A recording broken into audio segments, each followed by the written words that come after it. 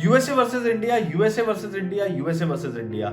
लोग मीम बना के हमारे देश को दूसरे देशों से कंपेयर कर रहे हैं और हमारे देश की मजाक बना रहे हैं। आज हम इस वीडियो में आपको बताएंगे कि कैसे हमारा देश यूएसए और बाकी बहुत सारे देशों से बेहतर है और बेहतर कैसे हो सकता है। हे वेलकम बैक, मैं प्रफुल शर्मा, CEO lobecho.com।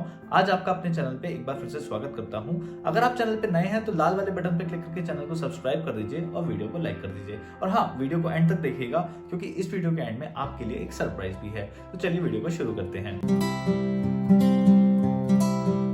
अगर बात करें नॉलेज रैंक की, तो वैसे तो यूएसए एक बहुत बड़ा और डेवलप कंट्री है, लेकिन नॉलेज रैंक पे नंबर 2 पे आता है। और स्विट्जरलैंड जो एक बहुत छोटा कंट्री है और जिसकी पॉपुलेशन हमारे देश के दिल्ली से भी आधी है, वो नंबर 1 पर आता है। वैसे तो हमारा देश इसमें 75वें स्थान पर आता है, लेकिन आप हमारे देश के 135 करोड़ जनता को हल्के में नहीं ले सकते। हमारा देश पूरे साउथ एशिया में नॉलेज रैंक पे सबसे आगे है। अगर बात करी जाए टेक्नोलॉजी की, तो नॉर्वे एक बहुत छोटा देश है और यूएसए एक बहुत बड़ा देश है, लेकिन फिर भी नॉर्वे को पहला स्थान प्राप्त है और यूएसए को 5वां स्थान प्राप्त है। अगर हम अपने देश की बात करें तो हमारे देश को 60वां स्थान प्राप्त है, लेकिन मैं आपको एक बात बता देता हूँ, हमारा देश बहुत तेजी से आगे बढ़ रहा है टेक्नोलॉजी के फील्ड में। और इसका सीधा एग्जाम्पल इसरो हमारे देश की स्पेस ऑर्गेनाइजेशन है। इसरो ने अभी कुछ महीने पहले ही 102 सैटेलाइट्स को बहुत ही कम कीमत में स्पेस में पहुंचाया था और हमारे देश का इसरो का ही मंगलयान था जो सबसे कम कीमत में और पहली बार में मंगल पे पहुंचने वाला यान था। लंदन की एक रिसर्च के मुताबिक हमारे देश का बेंगलुरु दुनिया का सबसे तेज बढ़ने वाला टेक हब साबित हुआ है। और मजे की बात तो यह है कि यूएसए का कोई भी शहर उसमें टॉप 5 में है ही नहीं। तो इससे ये साबित होता है कि हमारा देश टेक्नोलॉजी के फील्ड में बहुत तेजी से ग्रो कर रहा है और बहुत तेजी से आगे बढ़ रहा है। और इसी समय हमें अपना कोई भी बिजनेस स्टार्ट करने का सबसे सही समय यही है। अगर बात करें इनोवेशन और नए आइडियाज की, तो हमारे देश इंटरनेशनल इनोवेशन इंडेक्स में 48वें स्थान पर आता है और यूएसए को 8वां स्थान प्राप्त है। इसकी सबसे बड़ी वजह यह है कि हमारे देश में इनोवेशन और आइडियाज होते तो बहुत हैं, पर सामने नहीं आ पाते।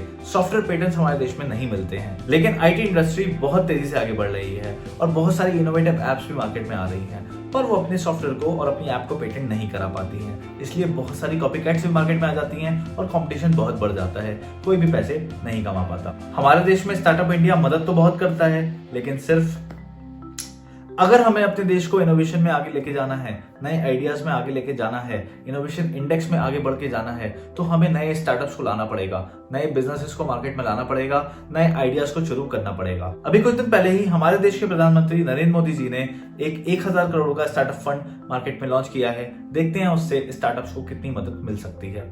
अगर हम हमारे देश की नई अपॉर्चुनिटीज की बात करें तो इंडिया ऑलरेडी दुनिया का तीसरा सबसे बड़ा स्टार्टअप हब है और हम नंबर 1 बनने की ओर आगे बढ़ रहे हैं। लेकिन हमें और बिजनेसेस चाहिए, और स्टार्टअप चाहिए, और नए आइडियाज चाहिए। अगर आप अपना कोई ऑफलाइन बिजनेस करते हैं और आपको लगता है कि आपको अपना बिजनेस ऑनलाइन करना चाहिए, तो ये सही वक्त है। इंडिया में जो ई-कॉमर्स ग्रोथ 2024 या 2025 में आनी थी, वो इस समय आ चुकी है। लोगों ने ऑनलाइन बिजनेस पे अब ट्रस्ट करना शुरू कर दिया है और ये एक बहुत अच्छी बुनियाद है। हमारे देश में एक डिजिटल रिवॉल्यूशन आ रहा है और आपको भी इसका पार्ट बनना चाहिए। अगर आप कोई ऑनलाइन बिजनेस करने के बारे में सोच रहे थे तो यही सही वक्त है।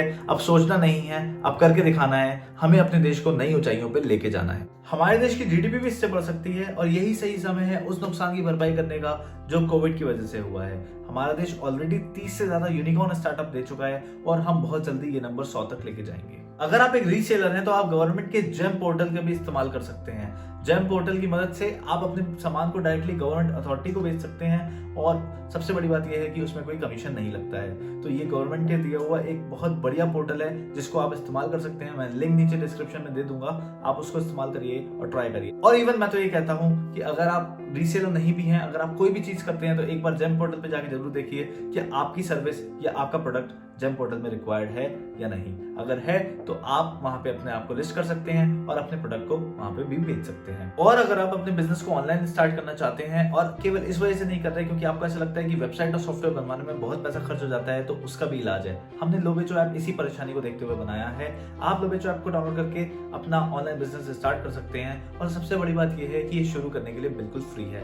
आप अपने लोबेचो ऐप को डाउनलोड करिए, एक बार उसको चला के देखिए और अगर आपको कोई भी परेशानी आती है तो हमारी टीम हमेशा आपकी मदद करेगी। अगर आपको ऐप को चलाने में कोई भी परेशानी आती है तो आप लर्न सेक्शन में जाके ऐप को चलाना आसानी से सीख सकते हैं। देखिए, सफल लोग दूसरों से अलग नहीं होते हैं, केवल उनकी सोच दूसरों से अलग होती है और मंजिल मिल ही जाएगी, भटको तो सही। गुमराह तो वो लोग हैं जो घर से निकलते ही नहीं। अगर हमें अभी कुछ करना है तो यही सही समय है। किसी समय का इंतजार ना करें, अभी उठें और आगे बढ़ें। कहीं भी दिक्कत आती है तो हमसे कांटेक्ट करें, हम आपको सही राह दिखाएंगे, लेकिन चलना आपको ही होगा। वीडियो अच्छी लगी हो तो उसको लाइक कर दीजिएगा, चैनल को सब्सक्राइब कर दीजिएगा, वीडियो को डाउनलोड करके अपने दोस्तों के साथ शेयर कर दीजिएगा, क्योंकि मदद करने वालों को ही इज्जत मिलती है। हमारे साथ बने रहने के लिए, लाइक करके हमारा उत्साह बढ़ाने के लिए और वीडियो को डाउनलोड करके अपने दोस्तों के साथ शेयर करके उनकी मदद करने के लिए आपका दिल से बहुत बहुत धन्यवाद।